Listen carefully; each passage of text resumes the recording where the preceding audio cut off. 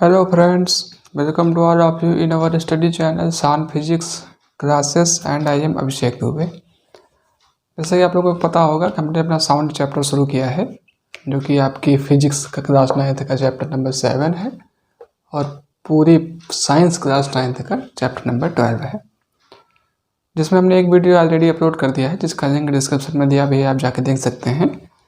जिसमें हमने साउंड का बेसिक मतलब समझा है, वेव क्या होती है, वाइब्रेशन क्या होता है, साउंड क्या होता है, और उसी के साथ साथ फिर ट्रांसवर्स वेव्स क्या हैं, मैकेनिकल वेव्स क्या हैं, लॉन्गिट्यूडनल वेव्स क्या हैं। ये कुछ छोटी मोटी बातें हमने देखा है। और आज की वीडियो में जैसा उसमें मैंने बाद में कहा भी था कि अपने अगले वाले वीडियो में हम कुछ चीज़ें देखेंगे जैसे जो वेव्स के बारे में ज़्यादा इम्पॉर्टेंट है। ठीक है, जैसे फ्रीक्वेंसी क्या है, वेवलेंथ क्या है, टाइम पीरियड क्या है, एम्पलीट्यूड क्या है, पिच क्या है, क्योंकि ये सारे कुछ ऐसे टर्म हैं जिनमें बच्चे हमेशा कंफ्यूज रहते हैं। आप लोग भी काफ़ी कंफ्यूज होंगे, तो इसी वजह से हमने सोचा कि अगला लेक्चर जो है उसी में ऑलरेडी अलग से बनाएं। तो पुराने वाले में डालते तो लंबा हो गया था, 30-32-33 मिनट का लगभग है ही, तो ज़्यादा लंबा होने में फिर इंटरेस्ट कम आता है।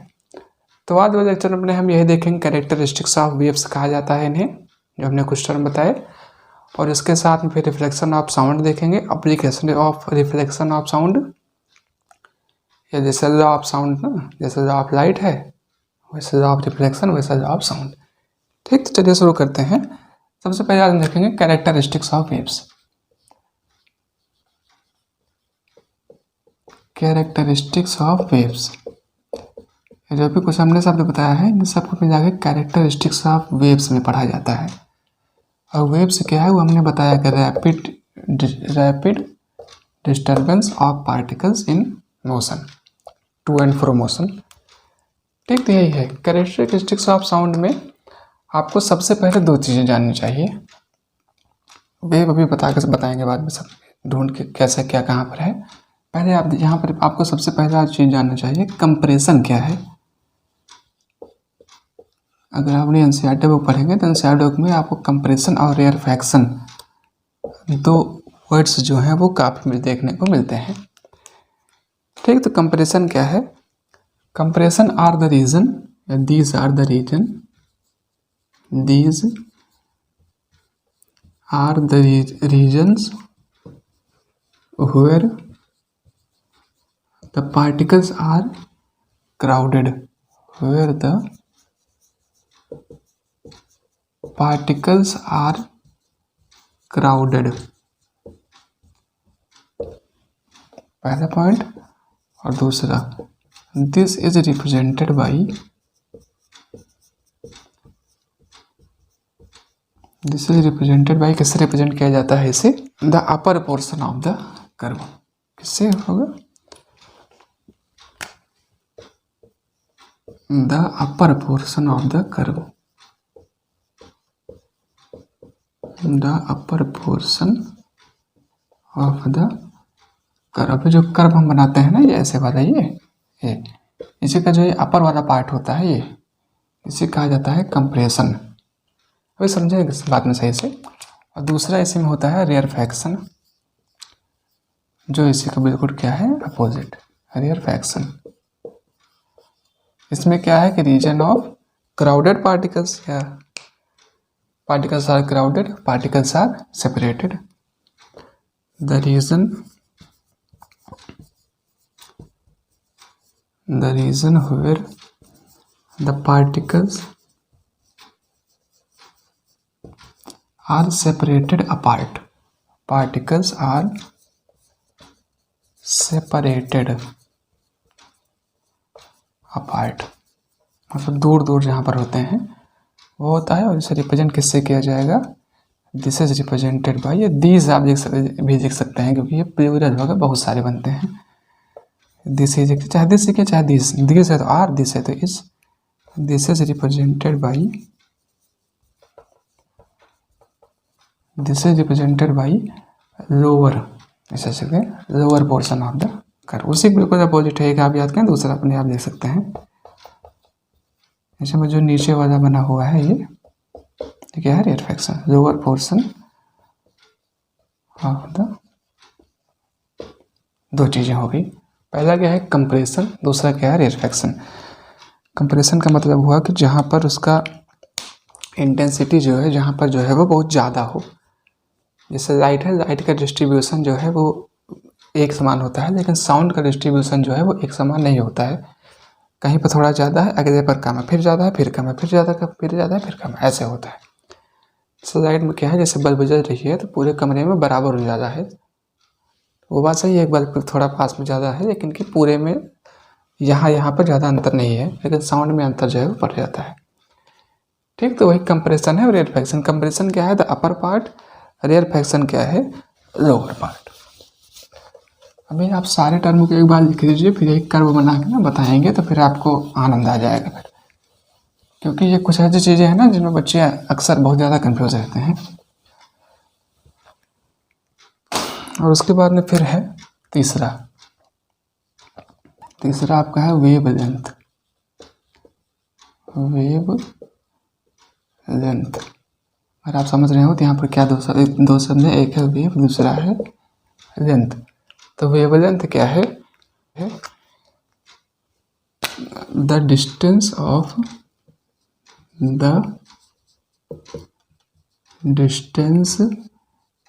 Of two consecutive compression and rarefaction, two consecutive compressions and rarefactions, दो कॉन्जिक्यूटिव कंप्रेशन और रेयरफैक्शंस के बीच में जो डिस्टेंस होती है उसे हम क्या कहते हैं, वेवलेंथ। ठीक, इट इज रिप्रेजेंटेड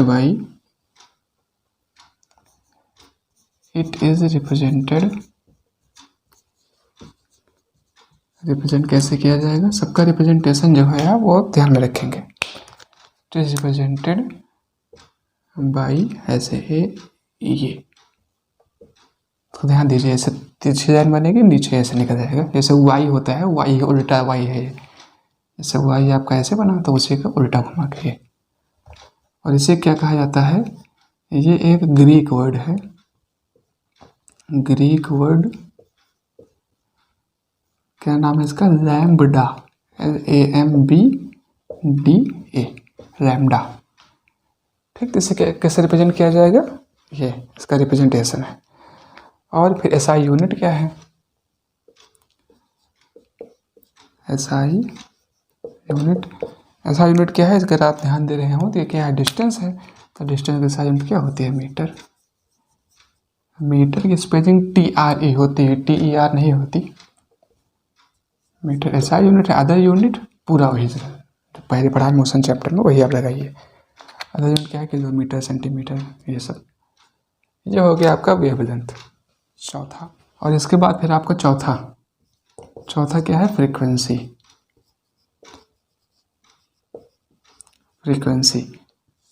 फ्रीक्वेंसी क्या है, तो फ्रीक्वेंसी के बारे में कहा जाता है द ऑसिलेशन पर यूनिट टाइम। क्या है कि द नंबर ऑफ ऑसिलेशंस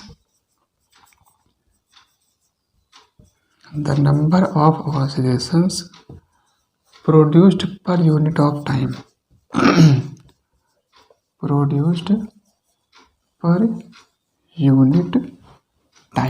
पर यूनिट टाइम में जितने वाइब्रेशन हो जाए उसे क्या कहा जाए, ऑसिलेशन। वाइब्रेशन नहीं, ऑसिलेशन, OSCILLATION, ऑसिलेशन का समझने के लिए आप भी समझ सकते हैं, चक्कर।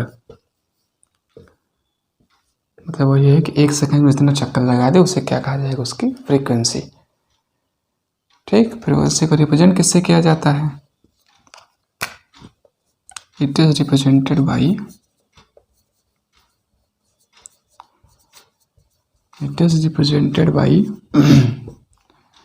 अब देखिए इसमें क्या है, ये कैसे बना, ध्यान दिए ना आप कि पहले जैसे भी ऐसे बनता है तो ऐसा नहीं बनेगा, बल्कि क्या है कि ये ऐसे हल्का सा तिरछा आएगा, उसके बाद फिर ऊपर जाके ये ऐसे। ठीक, इसे कहा जाता है NU, ये भी एक ग्रीक वर्ड है, इसे क्या कहा जाता है, नू, इसे पढ़ा जाता है न्यू। और ऐसे क्या है, फ्रीक्वेंसी। अब इसकी SI यूनिट कुछ ना कुछ होगी। SI का फुल फॉर्म क्या होता है? International system of unit.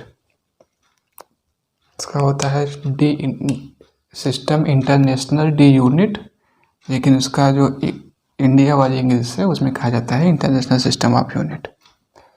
क्या है ये? न्यू है। तो देखिए, जो भी हमने वेलोसिटी पढ़ा था, ऑसिलेशन क्या होगा और पर यूनिट टाइम है, तो इसकी हो जाएगी, पहले फार्मूला लिख दिया जाए तो फिर SI यूनिट देखी जाए।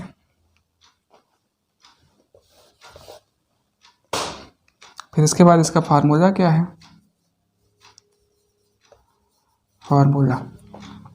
फार्मूला में क्या है? न्यू इज इक्वल टू, यहाँ से आप निकालिए, नंबर ऑफ ऑसिलेशन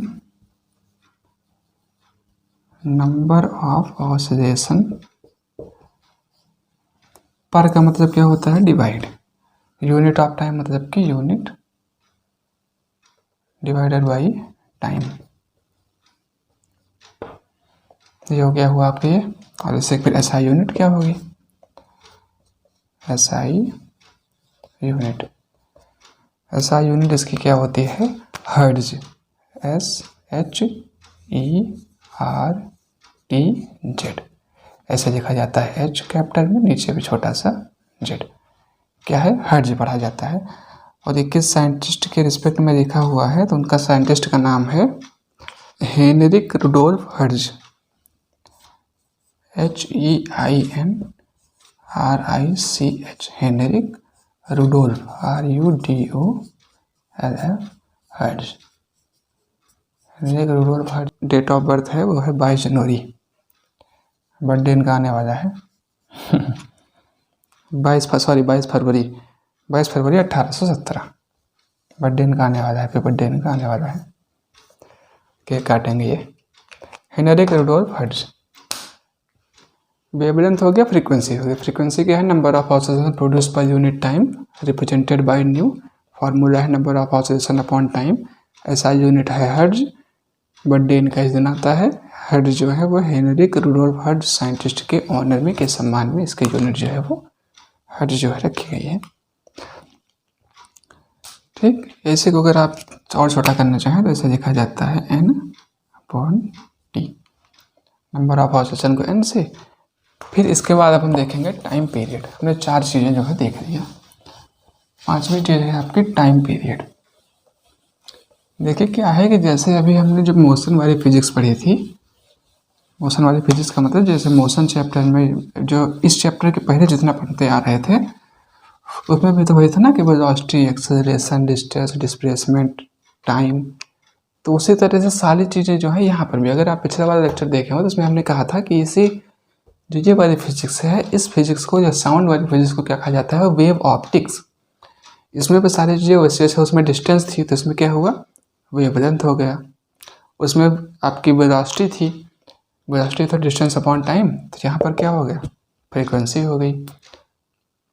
तो उसी तरह से जो है घटता बढ़ता यहाँ पर भी रहता है। तो फिर अब उसके बाद देखते हैं 5वां, टाइम पीरियड। अब जैसे वहाँ पर टाइम था टोटल टाइम, यहाँ पर क्या है? टाइम पीरियड है। टाइम पीरियड से वहाँ पर फाइनल और इनिशियल था, फाइनल पॉइंट, इनिशियल पॉइंट। तो यहाँ पर क्या है? Compression, rarefaction. कंप्रेशन से जाएगी, रेयरफैक्शन से ऐसे आएगी, उसके बीच में जो टाइम लगा वही क्या है? टाइम पीरियड है। The time taken by two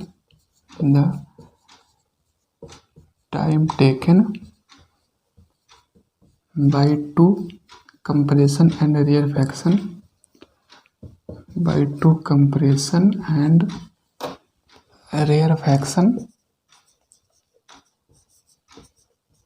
by rarefaction to cross a fixed point,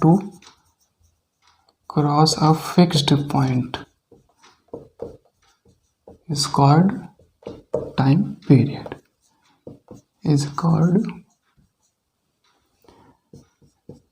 अभी आपके छोटे भैया ने, या आपके तो बड़े हैं, मेरे छोटे भाई ने आपकी बायो की क्लास है, उसमें आप लोगों का रिस्पांस थोड़ा कम आया है तो उसे बताइए ताकि समझें कि अच्छा पढ़ाते हैं गलत।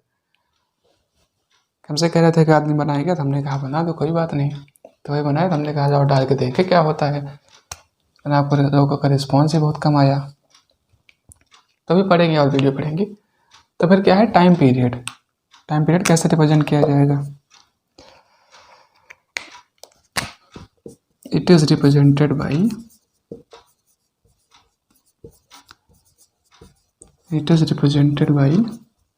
किससे? टी से, कैपिटल टी से इसे रिप्रेजेंट किया जाएगा। क्योंकि क्या है टाइम पीरियड, तो पहला वर्ड इसका क्या है?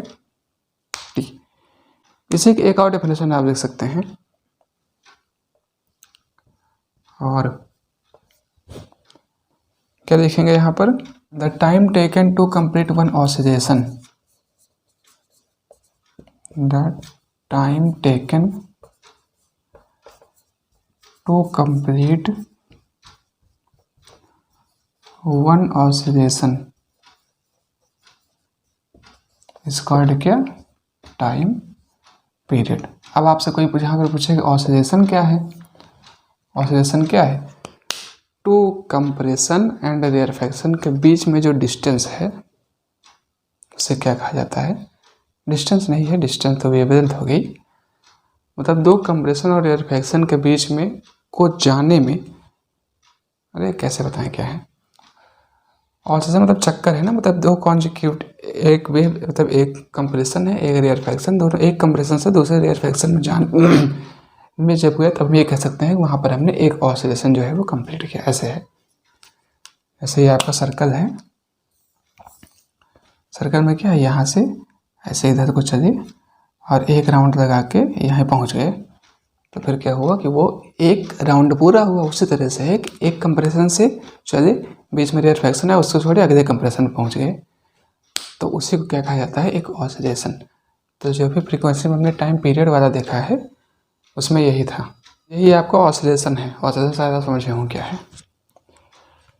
ठीक, अब इसके बाद में आपकी एक क्वांटिटी और बचती है, 5 हो गई। छठवीं है amplitude.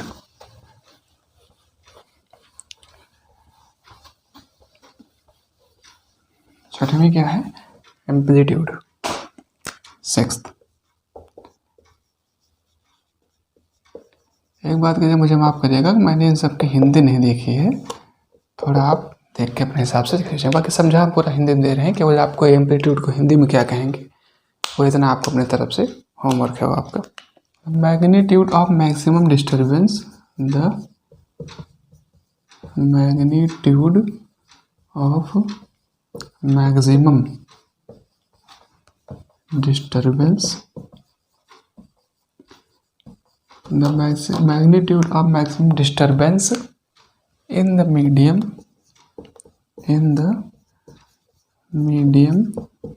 on either side of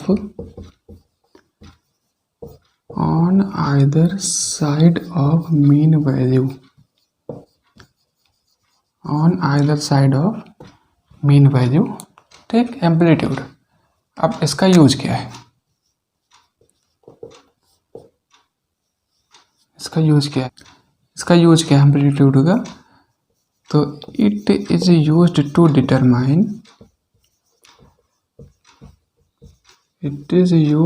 determine the loudness and softness,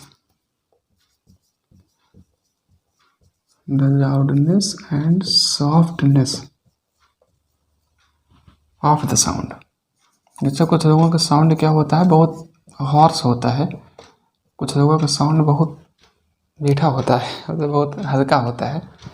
जैसे कुछ लोग बहुत पतला बोलते हैं, कुछ लोग बहुत मोटा बोलते हैं, तो वो इसी एम्पलीट्यूड की वजह से होता है। एम्पलीट्यूड इसमें फैक्टर होता है। इसका क्या काम है? The magnitude of maximum disturbance in the medium on either side of mean value के दोनों तरफ, used to determine the loudness and softness of the sound. और ये डिपेंड किस पे करता है? It depends on the force with which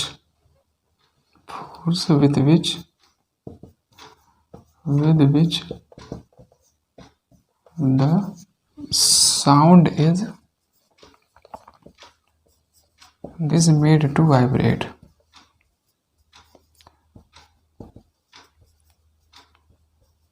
किस पर डिपेंड करता है? उस फोर्स पर डिपेंड करता है। जैसे अगर आप ज़्यादा दम लगा के बोलेंगे तो आपकी आवाज़ जो है वो भारी आएगी, अगर आप हल्के से बोलेंगे तब आपकी आवाज़ जो है वो पतली आएगी। तो वही है कि इतना फोर्स लगा रहे हैं आप अपने वोकल कॉर्ड्स पर, ये जो बता रहे थे वोकल कॉर्ड्स पर कितना आपने फोर्स लगाया है उसको वाइब्रेट करने के लिए। तो वही क्या होता है आपका एम्पलीट्यूड डीसी पे डिपेंड करता है। और इसे यूनिट ऐसे ए से किया जाता है, फ्रीक्वेंसी जो थी उससे एफ से रिप्रेजेंट किया जाता है, स्मॉल एफ ये, उससे लेमडा बताए थे, टाइम पीरियड थी इसे, ठीक है। तो इसके बाद अब आपके दो छोटे छोटे पॉइंट्स और हैं, उन्हें भी देख लिया जाए क्या है। बाकी बेसिक आपके ये 6 थे, 6 हमने बता दिया है। और 6 को फिगर पे देख लेना है कैसे होता है क्या। और उससे पहले 2 चीज़ें आपकी और है, टोन नोट। टोन नोट या नोट को क्या कहा जाता है? नॉइस। टोन ये अलग टॉपिक है, TONE, और दूसरा आपका है NOT, नोट। या नोट को ही क्या कहा जाता है? नॉइस। टोन में क्या है कि the sound of single frequency, the sound of single frequency. इसमें फ्रीक्वेंसी जो है वो सिंगल ही, मतलब इसमें एक ही तरह की आवाज़ निकलेगी। और इसमें क्या है? The sound of multiple, MULTIPLE, multiple क्या फ्रीक्वेंसी। मल्टीपल फ्रीक्वेंसी की जो साउंड होती है उसे नोट कहा जाता है। सिंगल फ्रीक्वेंसी की जो साउंड होती है उसे टोन कहा जाता है। टोन का मतलब क्या है? गिटार टिन से बजाया गया तो टन से बोला तो ये टोन, मतलब सिंगल फ्रीक्वेंसी है, उसमें और कुछ नहीं है। नोट या नॉइस में क्या है कि मल्टीपल फ्रीक्वेंसी जिसमें जो है यूज की जाती हैं। ये क्या कहा जाएगा? This is produce due to mixture of several frequencies. Several frequencies के मिक्सचर से जो तो है वो। कहने के लिए नॉइस को हम वो जो बताया ना कि चिल्लाहट, मतलब कि शोर शराबा, शोर कहा जाता है, शोर मत मचाओ। लेकिन कि वास्तव में जो टोन होती है इसे सुनना और भी मुश्किल होता है। नोट जो होती है उसे सुनना अच्छा होता है। तो ये क्या होती है? प्रेजेंट, आनंददायक, प्रेजेंट टू लिसन, सुनने के लिए प्रेजेंट होती है, प्यारी होती है।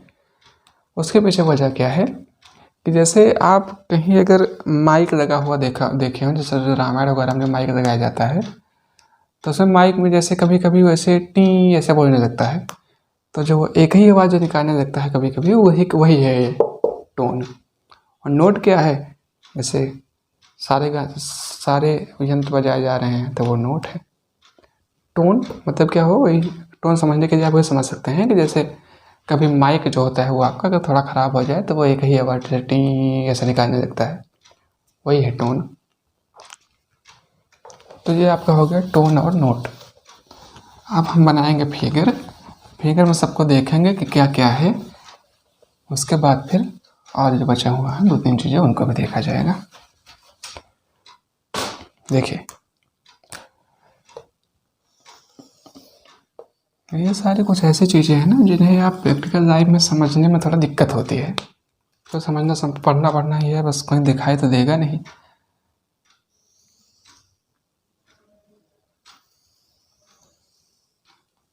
ये ठीक, सबसे पहली बात ये आपका क्या है, ये क्या है, मतलब इसके कुछ नीचे है, कुछ ऊपर है, कुछ नीचे है, कुछ ऊपर है।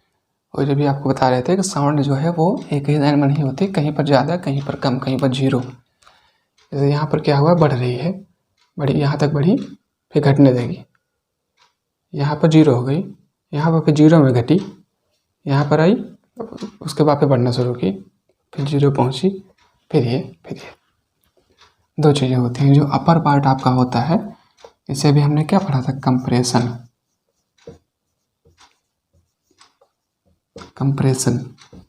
कंप्रेशन को ही एक शब्द और दिया जाता है क्रेस्ट, CREST। EST। और जो लोअर वाला पार्ट हुआ ये, इसे क्या कहा जाएगा, रेयरफैक्शन।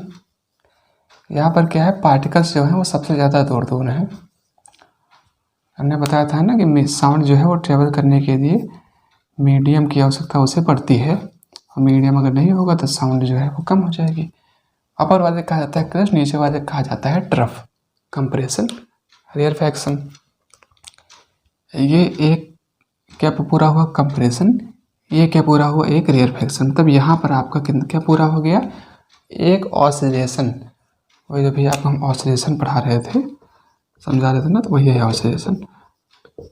तब एक कंप्रेशन और एक रेयरफैक्शन को में जो डिस्टेंस है, जो चक्कर लगाने में जो टाइम लग रहा है, उसे क्या कहा जाता है, एक ऑसिलेशन। मतलब यहाँ से साउंड आपका प्रोड्यूस हुआ, यहीं से आपका साउंड जो है वो प्रोड्यूस हो रहा है, इस पॉइंट से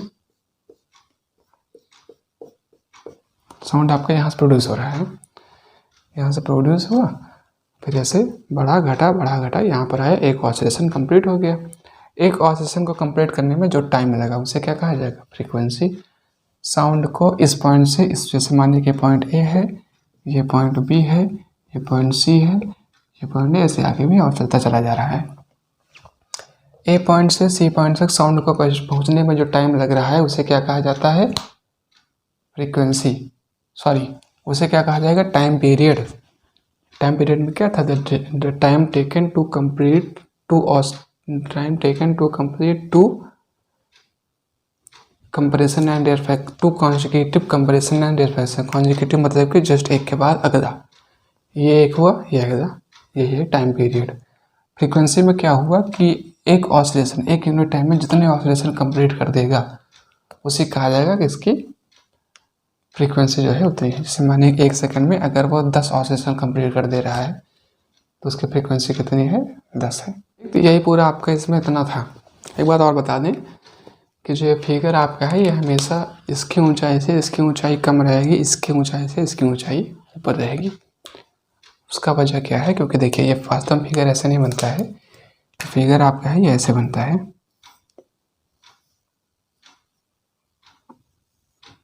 ये अब तुरंत नहीं गिरेगा। मतलब जैसे होता है ना कि साउंड अगर यहाँ से बोल रहे हैं, ऐसा थोड़ी है कि बड़ी दूर तक सुनाई देगा, नहीं, पास वाले को थोड़ा ज़्यादा सुनाई देगा, थोड़ा दूर वाले को उससे कम, थोड़ा दूर उससे कम, थोड़ा दूर उससे कम, लास्ट में जाके खत्म, आवाज़ खत्म, साउंड सुनाई देना हो गया बंद। ये इतना आपका कैरेक्टरिस्टिक्स ऑफ वेव्स में कुल मिला के ये इतने थे। एम्पलीट्यूड जो है, एम्पलीट्यूड का इससे बहुत ज़्यादा मतलब नहीं है। एम्पलीट्यूड की अपनी कहानी जो है वो साउंड को प्रोड्यूस करने में ज़्यादा लगती है। अगर समझने के लिए आप समझ सकते हैं कि जहाँ पर ज़्यादा है वही है बस, बाकी एम्पलीट्यूड का मतलब जो है वो साउंड को प्रोड्यूस करने में लगता है। अब इसके बाद हम देखेंगे लॉ ऑफ साउंड, या law of reflection of sound कहा जाता है उसे।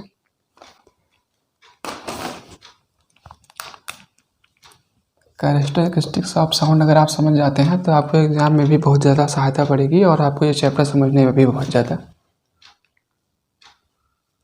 फिर क्या है, law of reflection of sound.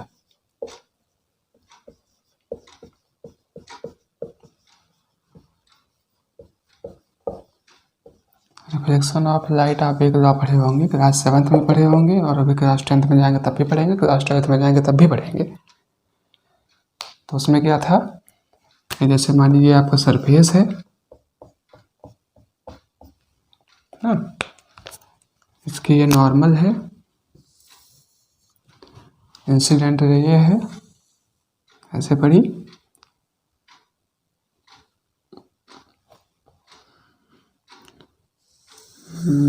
ये, और रिफ्लेक्ट हुई। क्या है पहला, incident angle is equal to reflected angle. ये आपके नॉर्मल है, ये आपके इंसिडेंट रे है, ये आपके रिफ्लेक्टेड रे है, और तीनों जो है वो एक ही प्लेन में लाई करती हैं।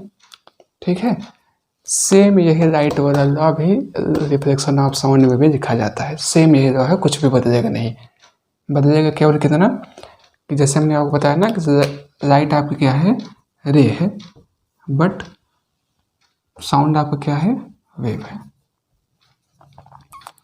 इसके अलावा बाकी जैसे आप वहाँ पे लिखेंगे कि द इंसिडेंट एंगल, मतलब कि an ray is incidented on the normal and the reflected ray, तो आप क्या लिखेंगे, incident wave, reflected wave.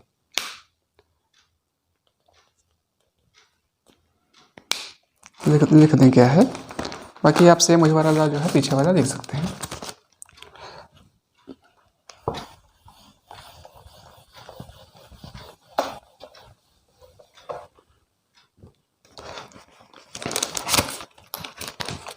The law of reflection of sound, the law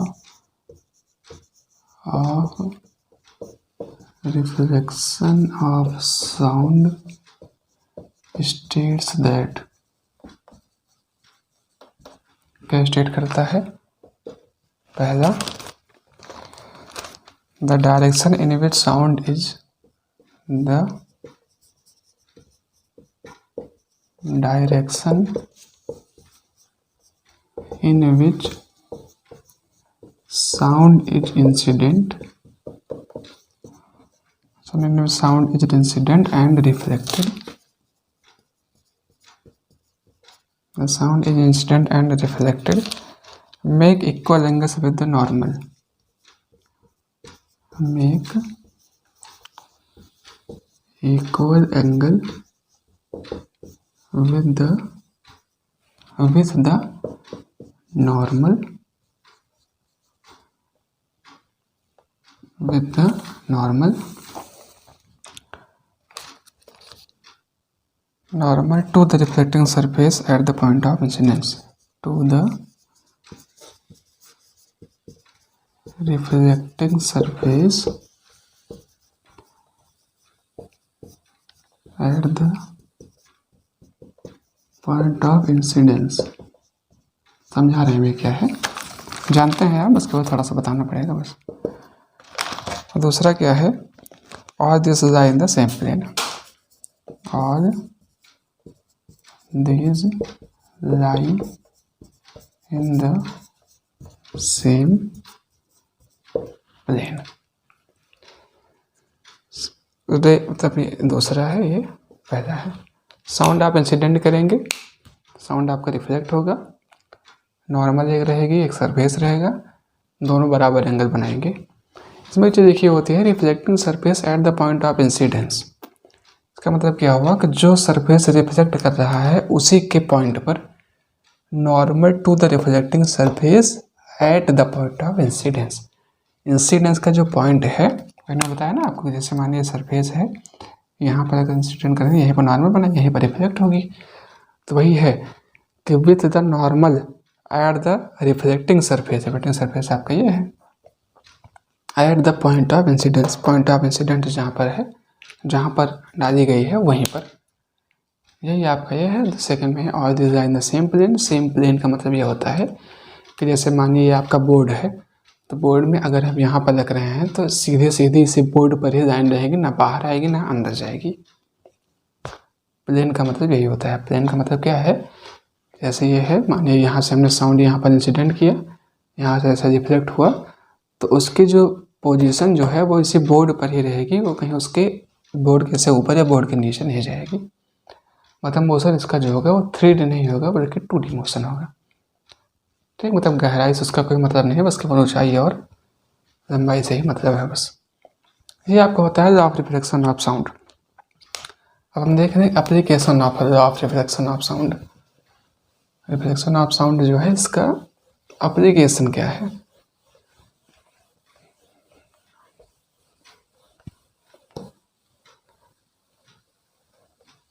application of law of reflection of sound. Application मतलब होता है use of law of reflection of sound. जब हमने law of reflection of sound पढ़ा, इसका application क्या है, इसका यूज कहाँ कहाँ किया जाता है।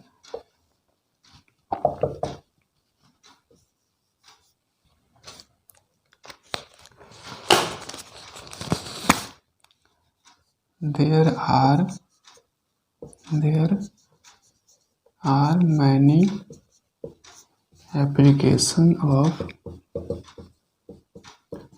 Application of law of reflection of sound. Law of reflection किसके? रिफ्लेक्शन का ऑफ साउंड। बहुत सारे हैं। Some of them are, some of them, उनमें से कुछ कौन से हैं? नीचे हैं। पहला आपका क्या है? स्टेथोस्कोप। स्टेथोस्कोप इसे हिंदी में क्या कहा जाता है? आला।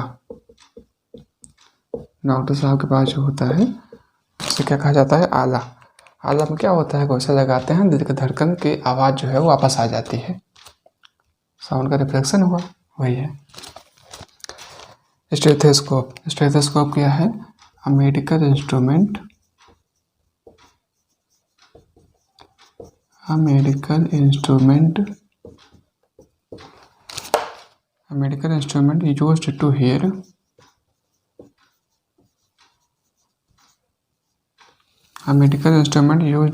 the sound produced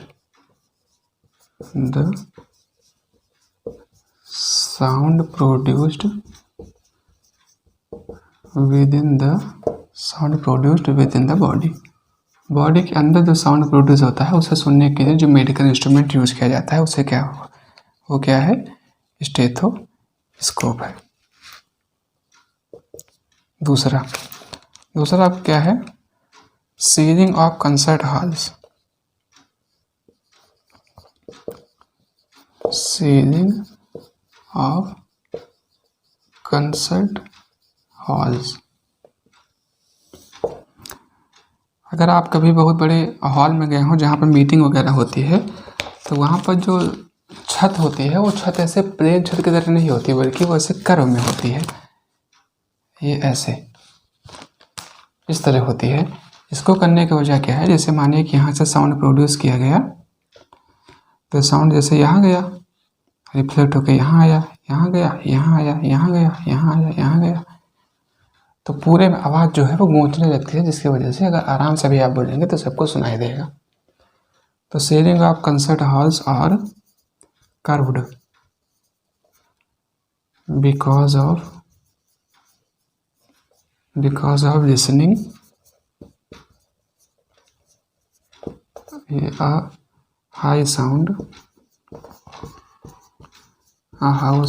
even when the volume of sound is less। फिर तीसरा आपका क्या है? तीसरे में आप बहुत सारी चीज़ें जोड़ सकते हैं, जैसे मेगाफोन्स में भी इसी का यूज किया जाता है। और फिर लाउड हेजर्स, LOUDHAILERS, लाउड हेजर्स भी इसी एप्लीकेशन पे यूज काम करते हैं। हॉर्न आपके जो होते हैं हॉर्न्स भी इसे काम करते हैं। म्यूजिकल इंस्ट्रूमेंट्स जो हैं, वाद्य यंत्र, म्यूजिकल इंस्ट्रूमेंट भी इसे काम करते हैं। तो इसी तरह से आपके बहुत सारे जो है वो एप्लीकेशन इसके हैं। मेन एप्लीकेशन जो है वो ये वाला स्टेथोस्कोप और सीलिंग ऑफ कंसर्ट हॉल्स। ठीक, ये बात हमने आपको कई बार बताया भी है कि ज़्यादा अच्छा पॉइंट वाले आंसर्स में यही होता है कि जितने नंबर का आंसर क्वेश्चन हो आप उतने ही पॉइंट देखें। ऐसे ही अगर आपको 2 पॉइंट का आता है तो आप स्टेथोस्कोप कंसर्ट हॉल लिख दें। अगर 3 का आता है तो इनमें से किसी एक को आप और बढ़ा दें, या चाहें तो तीसरे में सबको लिख दें। सबसे अच्छा क्वेश्चन वही माना जाता है आंसर जिसमें जैसे 4 पॉइंट हैं तो 3 में वो एक एक करके लिखे, चौथे में जितने बचे हैं जब वो सारे को लिख दें। ठीक, तो पढ़ने वाले टीचर जो है, चेक करने वाले, उन्हें काफ़ी अच्छा लगता है। मतलब ये है कि वो ये समझ जाते हैं कि बच्चे को आता है, बस केवल वो नंबर मतलब 4 नंबर होने की वजह से ही इतना लिखा हुआ है। लास्ट टॉपिक आपका इस लेक्चर का है रेंज ऑफ हियरिंग।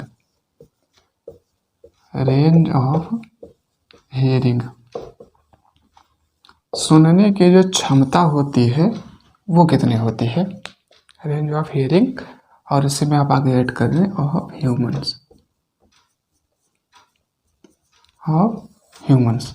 इसमें आपको बता दें कि ह्यूमन की हियरिंग क्षमता जो होती है वो होती है 20 हर्ट्ज से 20,000 हर्ट्ज की फ्रीक्वेंसी तक को कोई भी व्यक्ति जो है वो सुन सकता है, स्वस्थ व्यक्ति। इसमें हम बच्चों को या बहुत बुजुर्ग लोगों को ऐड नहीं करते हैं, बल्कि एवरेज जो बच्चे लोग होते हैं वो 20 हर्ट्ज से 20,000 हर्ट्ज या ऐसे लिखा जाता है। 20 के U2 में के चलता है कि हर्ट्ज जो फ्रीक्वेंसी है ये सुनी जा सकती है। फ्रीक्वेंसी मतलब हर्ट्ज का मतलब क्या हुआ कि उतने बार कंप्रेशन एयर फ्रैक्शन करके तब कोई भी साउंड जो है वो अगर 1 सेकंड के अंदर 20 बार कंप्रेशन एयर फ्रैक्शन को क्रॉस करता है, 20 ऑसिलेशन करता है, तब भी वो सुन सकता है। और उससे अगर नीचे करेगा तब नहीं सुन पाएगा। मतलब जैसे वॉल्यूम अगर आपका बहुत धीरे हो तो वहाँ खड़ा आदमी नहीं सुन पाएगा। मतलब आपका वॉल्यूम इतना होना चाहिए कि वो 20 ऑसिलेशन जो है 1 सेकंड में कंप्लीट कर सके, और मैक्सिमम जो है इतना। अगर इससे ज़्यादा होगी तो अगर इससे ज़्यादा हो गई तब उसे क्या कहा जाता है, अल्ट्रासाउंड। अल्ट्रासाउंड जो कि अभी आपको पढ़ना है, जहाँ तक अगले लेक्चर में पढ़ाया जाएगा अल्ट्रासाउंड। और 20 से कम जो होती है इसे कहा जाता है इंफ्रासाउंड। इंफ्रासाउंड और अल्ट्रासाउंड आपको अगले लेक्चर में पढ़ाएंगे हम। अल्ट्रासाउंड जो है ये भी आपका एग्जाम पॉइंट ऑफ व्यू से बहुत इंपॉर्टेंट है। ठीक, तो आज के लेक्चर में हम इतना ही पढ़ेंगे, क्योंकि लाइट भी हमारे घर की चली गई है, इन्वर्टर डिस्चार्ज है, इस वजह से दिखाई शायद थोड़ा कम पड़ रहा होगा। तो यहीं तक हमने देख लिया है, जिसमें से हमने कैरेक्टरिस्टिक्स ऑफ वेव देखे हैं, जो कि मतलब आप समझ सकते हैं कि बिल्कुल असली चीज़ वही है ही, वो देख लिया है। उसके बाद में कैसे क्या हुआ वो देखा, law of reflection of sound देखा, application of law of reflection of sound, और उसके बाद में रेंज ऑफ हियरिंग। जब हियरिंग में 20,000 हर्ट्ज से ज़्यादा साउंड होगा उसे क्या कहा जाएगा, अल्ट्रासाउंड। जो कम है वो इंफ्रासाउंड। हर्ट्ज क्या है, फ्रीक्वेंसी। तो तब तक के लिए पढ़ाई लिखाई करते रहिए, अगला वीडियो जाएंगे जल्दी ही। बाकी all the best, keep on studying. Thank you, bye, God bless you.